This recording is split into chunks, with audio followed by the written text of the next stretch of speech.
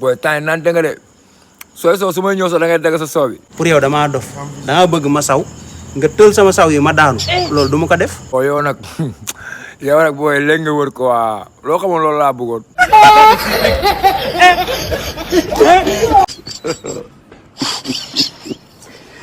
salaamaaleykum maaleykum salaam. soxna si na nga def ça va sëñ bi. ça va ba yaa ngi si jàmm.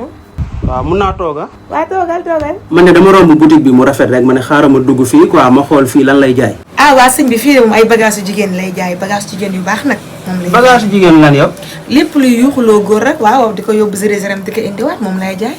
yuuxuloo góor maanaam ah loo xalaat ci lu mën a yuuxuloo góor nag moom lay jaay. yuuxuloo góor léegi man su ma bëggoon yuuxu nii nan lay demee nan laa def ba yuuxu ah yow sëñ bi nag yow dangaa neex ba ñu yuuxu ah ma ci li ngay naan.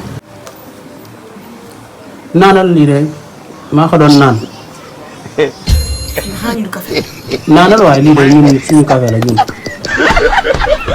lan la boobu xaar. waaw lan moo si nekk woo yàqu naa.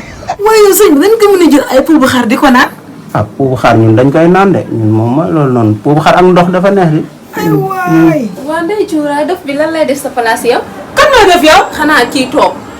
waaw dof tey sama mu nekk sa place. ndey